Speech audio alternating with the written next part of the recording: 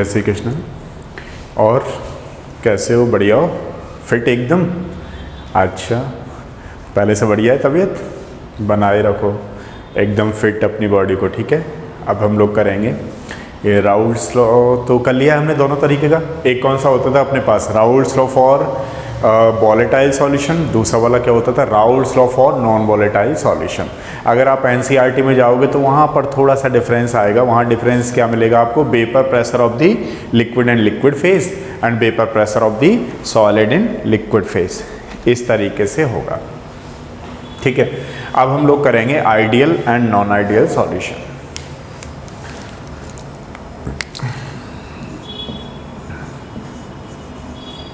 Ideal solution, देखिए ideal solution क्या होते हैं?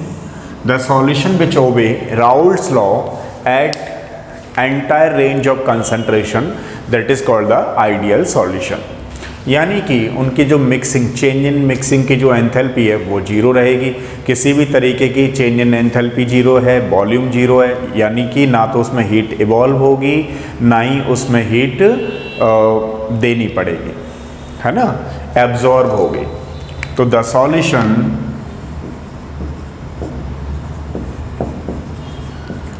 विच obey Raoult's law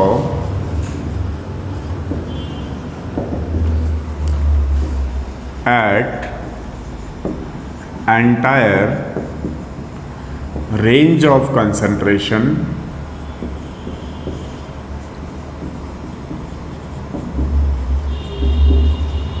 that is called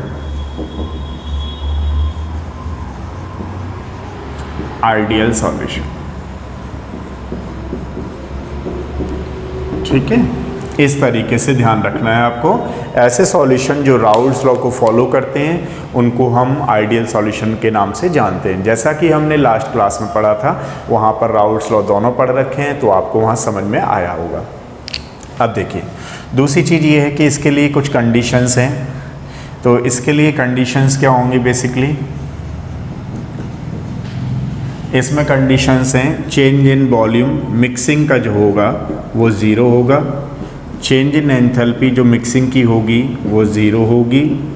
और पी ए जो होगा, P A is equal to P naught A into X A होगा। ऐसे ही P B is equal to P naught B into X B होगा। और एक फोर्स ऑफ इंटरेक्शन के बेसिस पे बोला जाता है कि हमारे पास force of solution less than, मतलब इक्वल होंगे, लेस देन तो क्या इक्वल होंगे सॉल्यूट सॉल्यूट के, force of solute solute and force of solvent solvent के, ठीक है। तो ध्यान रखिएगा आइडियल सॉल्यूशन की कंडीशन हमारे पास ये है। दूसरे इसके एग्जाम्पल बहुत इंपॉर्टेंट है, ध्यान रखना। अगर कोई बच्चा मेडिकल आईआईटी की तैयारी कर रहा है तो इसके एग्जाम्पल को मत भूलना।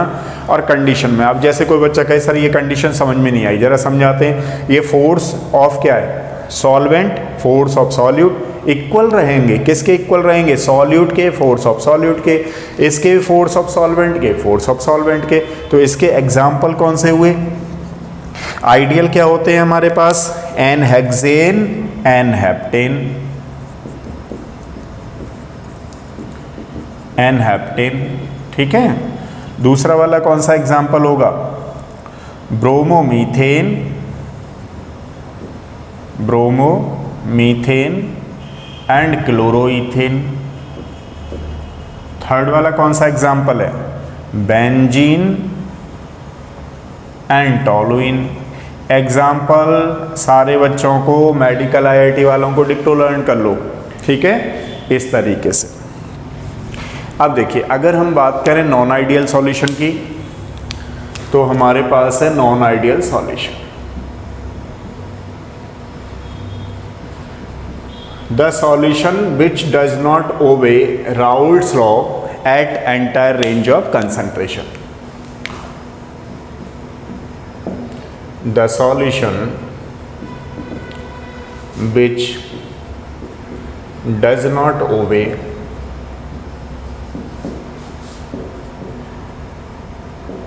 Raoult's law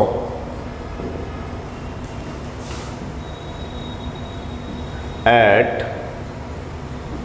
entire range of concentration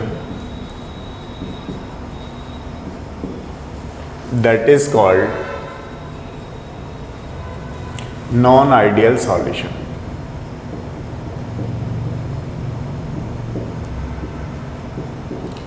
यानी कि ऐसे सॉल्यूशन जो राउल्स लॉ को फॉलो नहीं करते हैं उनको हम लोग क्या बोलते हैं, नॉन आइडियल सॉल्यूशन।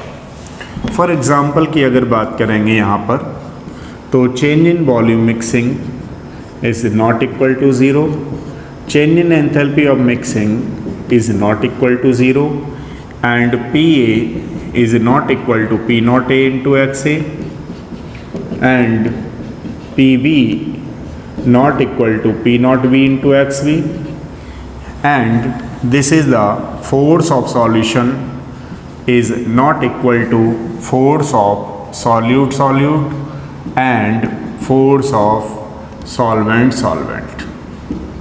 ठीक है। अब देखिए ये कंडीशन अगर किसी समय आ जाती है तो हमारे पास दो सिचुएशन बनती हैं, यानी कि अगर कोई चीज़ नेगेटिव हो गई, नॉट इक्वल टू हो गई, सॉरी नेगेटिव नहीं, नॉट इक्वल टू हो गई, तो अपने पास कितनी कंडीशन बनती है उसकी, टू। या तो फिर ज़्यादा होगी जीरो से, या फिर नहीं तो कम होगी। तो जब जीरो से ज़्यादा होगी तो हम बोलना शुरू कर देते हैं पॉजिटिव डेविएशन, और अगर जीरो से कम होगी तो हम बोलना शुरू कर देते हैं नेगेटिव डेविएशन।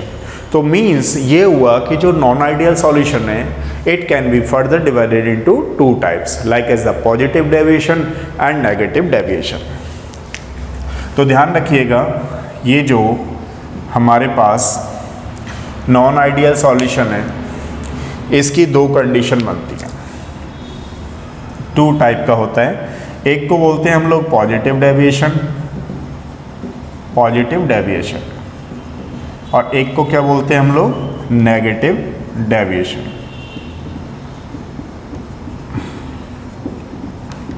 तो अगर हम बात करें पॉजिटिव डेविएशन की, तो ध्यान रखिएगा इसमें डेफिनेशन वाइज क्या बोलेंगे आप लोग, the partial vapour pressure is greater then expected from Raoult's law.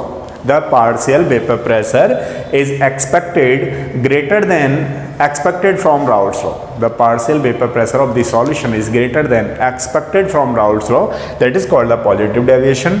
The partial vapor pressure is lower than expected from Raoult's law. That is called the negative deviation. ठीक है, तो इसके लिए ध्यान रखिएगा आप लोग कंडीशन का। डेल बी मिक्सिंग की जो होगी, del V mixing is equal to positive होगी, डेल एच जो मिक्सिंग का होगा वो भी पॉजिटिव होगा, और ये P A is greater than P naught A into X A होगा, और P B is greater than P naught B into X B होगा। और जो ये फोर्स वाली बात चल रही है ध्यान रखना, पॉजिटिव डेविएशन कब आएगा, जब किसी सॉल्यूशन का जो इंटरेक्शन होगा वो बहुत वीक हो जाएगा, तो फिर उसमें ज़्यादा वेपर बनेंगी। तो सॉल्यूशन का जो फोर्स है इसके लिए बता रहा हूँ मैं आपको, ध्यान रखिएगा, ये वीक है as compare to solvent force and solute forces. इस चीज़ का ध्यान रखना है आपको, ठीक है। एक चीज़ और ध्यान रखेंगे आप सारे बच्चे इसमें, boiling point is lower than such type of mixture. Boiling point is lower such type of mixture. अगर हम बात करें नेगेटिव डेविएशन की, तो अच्छा पॉजिटिव डेविएशन के एग्जाम्पल बिल्कुल ध्यान रखने हैं आपको। एग्जाम्पल देखिए इसकी, अगर हम एग्जाम्पल की बात करेंगे पॉजिटिव डेविएशन का, ये वाला पार्ट पॉजिटिव डेविएशन का ही चल रहा है। तो number one is ethanol and acetone.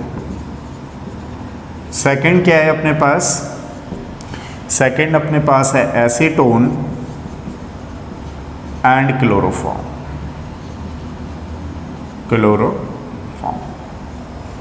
ठीक है, ये ध्यान रखेंगे आप लोग पॉजिटिव डेविएशन के साथ।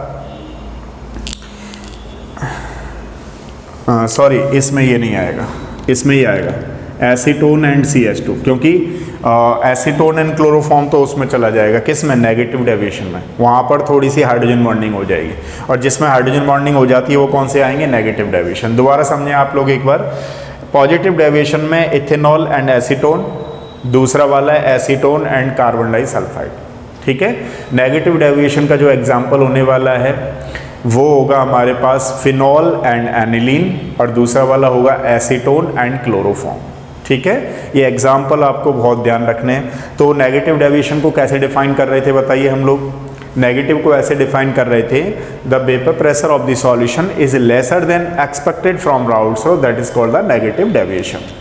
अब इसकी कंडीशन अगर हम यहाँ देखें तो ध्यान रखिएगा, चेंज इन वॉल्यूम, मिक्सिंग का जो होने वाला है वो नेगेटिव होगा, चेंज इन एंथैल्पी, मिक्सिंग की जो होगी वो नेगेटिव होगी, this one is lesser than this one, and PV is lesser than P0B into x, ठीक है। एक चीज़ आपको ये समझ में आ गया, फोर्सेस का ध्यान रखना है आपको कि जो सॉल्यूशन का फोर्सेस है वो ज़्यादा होगा, इसीलिए उसमें जो वेपर प्रेशर है वो कम होने वाला है। ये हमारे पास सॉल्वेंट है, ये हमारे पास सॉल्यूट है, ठीक है। एक चीज़ का और आप लोग ध्यान रखेंगे कि इसमें वेपर प्रेशर तो इंक्रीज कर रहा है लेकिन बॉइलिंग पॉइंट इसका डिक्रीज करेगा, वेपर प्रेशर तो डिक्रीज कर रहा है, बॉइलिंग पॉइंट इसमें इंक्रीज करेगा। इसको हम लोग क्या बोलेंगे, एजियोट्रॉपिक मिक्सचर और बोलते हैं, जो नेक्स्ट क्लास में पढ़ेंगे। क्योंकि वेपर प्रेशर में तो अभी बता ही रहे थे कि नेगेटिव डेविएशन आएगा। नेगेटिव का मतलब क्या हुआ कि वेपर प्रेशर उसका डिक्रीज करेगा।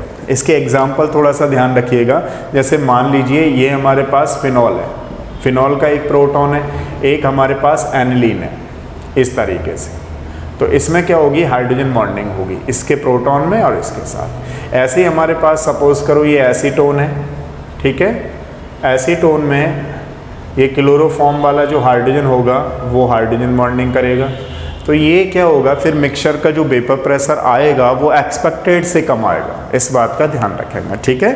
थोड़ा ग्राफ पे और सीखते हैं, एक बार नोट करिए यहाँ तक, देखिए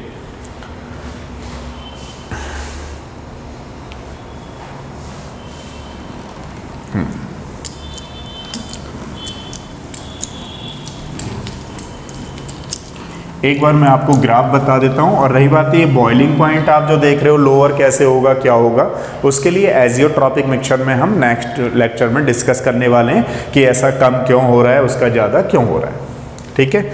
अब देखिए मान लीजिए ये हमारे पास मोल फ्रैक्शन है, ठीक है, और थोड़ा इसको सही बना लूं,